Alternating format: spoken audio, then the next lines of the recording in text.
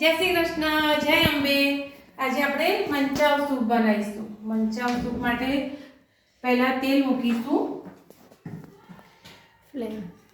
Flame ધીમી રાખીશું। ધીમા તાપે તેલ ગરમ થશે। એના પછી આપણે જે વસ્તુ મંચાવ સૂપમાં લેવાની છે હું તમને બતાવી દઉં। સૌ પહેલાં ગાર્લિક, શિમલા મરચું, ગાજર, આદુ, કોબીજ, ડુંગળી બે જાતની લીધેલી છે આપણે, એક સૂકી અને એક ગ્રીન। બરાબર। સૌ પ્રથમ આપણે અંદર એડ કરીશું ગાર્લિક, એટલે થોડું ધીમા તાપે સાતળવા દઈશું। ઓકે, એમ લાગે કે ગુલાબી જેવું થાય છે, પછી એના પછી ગુલાબી, પછી થોડું લસણ ગુલાબી થઈ જાય એના પછી આપણે અંદર નાખીશું અદરક, આદુ,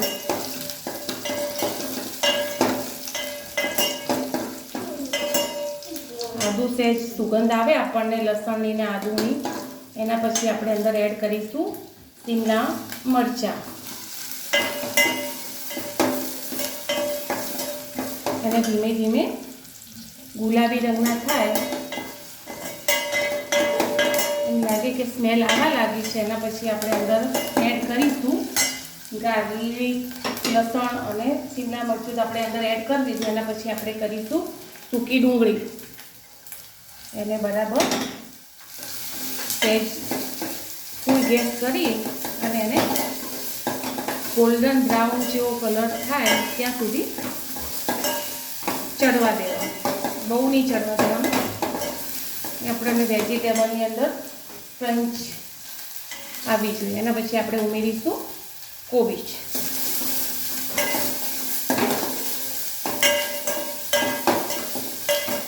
આપણે છોકરાઓ માટે ના બનાવવાનું છે એટલે કોઈ અંદર એડ કરવાનું નહીં, સોયા સોસ કે એવું બધું અંદર એડ નહીં કરીએ, કારણ કે અમારો કહાન નાનો છે ને એટલે કહાન પીસે, કહાનના માટે બનાવવાનું એટલે કહાન અંદર સૂપ સોયા સોસ ને બધું નહીં પીતો, એટલે આપણે સાદો બનાવીશું। ઓકે, હવે આમાં આપણે એડ કરીશું ગાજર। બધા વેજીટેબલ ચડી જાય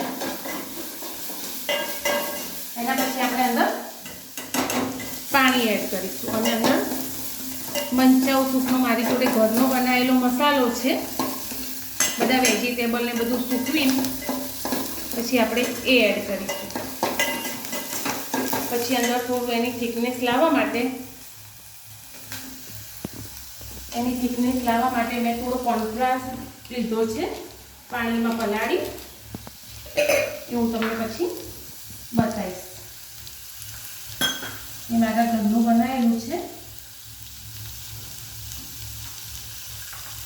ગરમ મસાલો, આમચૂર પાવડર, થોડો અદરક પાવડર, એ બધું મેં ઘરનું બનાવેલું જ લીધું છે।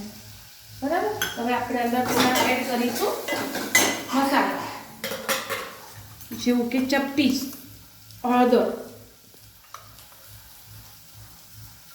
થોડું મરચું અને સ્વાદ અનુસાર મીઠું। બીજું તો આપણે બધા જે સૂકા મસાલા લીધા છે ને ઘરના બનાવેલા, સૂંઠનો પાવડર, ગાર્લિક ડ્રાય કરેલું, એ બધું એમાં પાણી રેડી અને એનું મિક્સર, આ ડ્રાય બધી વસ્તુ છે એમાં આપણે પાણી રેડી અને મિક્સ કરીશું। તો આમાં સૂંઠ છે, ગાર્લિક પાવડર છે, આમચૂર છે, એ બધું છે પાવડર કરીને મિક્સ કરીશું। અંદર કોર્નફ્લાવર નાખેલો છે થોડો, એનું પાણી કરીને અંદર એડ કરીશું એટલે બધા મસાલા બળી ના જાય। ઓકે, અંદર આપણે થોડું, હું ઘરે રાખું છું લસણની પેસ્ટ બનાવેલી, એ થોડી એડ કરીશું।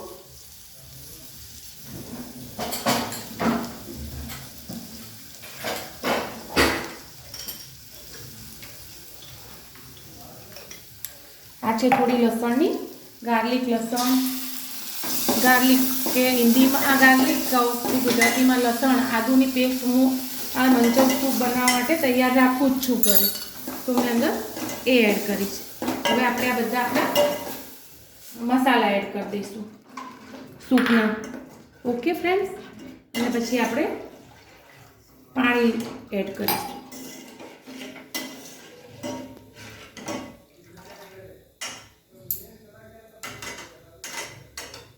અને આપણે બોઇલ થવા દઈશું. જે રીતે પાણી આપણને તમને જેવું થિકનેસ જાડી પતળી તમારે જેવી રાખવી હોય એવું તમે પાણી અંદર એડ કરી શકો છો. પણ મેં આમાં ખાલી ઘરના બધા મસાલા એડ કરીને છોકરાઓ માટે બનાવ્યું. પછી આપણે બધું થઈ જાય પછી એના ઉપર ગ્રીન ડુંગળીના પત્તા 1-2 બોઇલ આવી જાય પછી આપણે છોકરાઓને પીવા માટે આપવાનું. હું તમને તૈયાર થઈ જાય પછી બતાવું છું કે કેવો લાગે છે. આમાં તમે નૂડલ્સ ફ્રાય કરી અને અંદર એડ કરી શકો છો પીવો ત્યારે.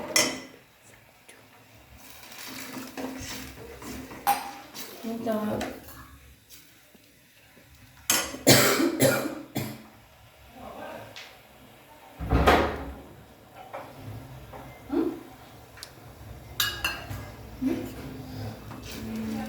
આપણે તૈયાર થાય પછી મસ્ત અંદર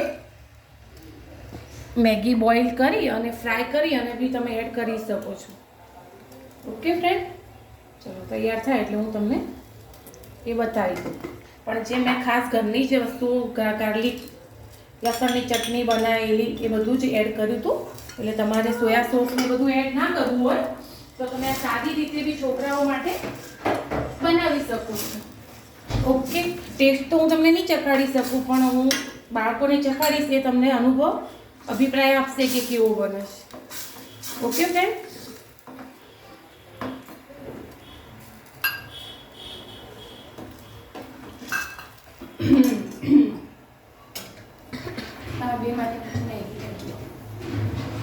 પછી આપણે પીરસી બરાબર.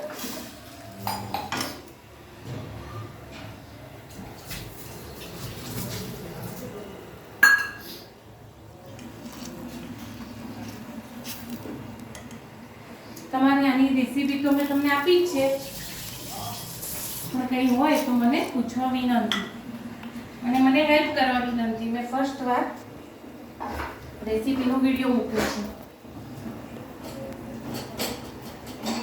ઓકે ફ્રેન્ડ્સ, આ આપણો સૂપ બનીને તૈયાર થઈ ગયું છે.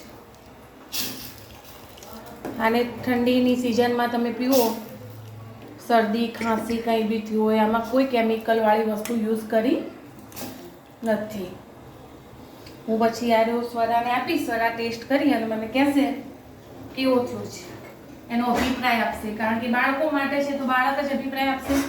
ઓકે ફ્રેન્ડ્સ, ચલો 1 મિનિટ સ્વરાનો અભિપ્રાય સાંભળી લઈએ આપણે.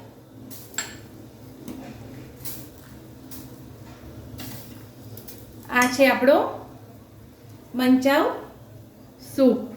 હવે સ્વરા ટેસ્ટ કરશે અને પછી આપણને કહેશે કેવો છે. સ્વરા ટેસ્ટ કરો, ચાલો.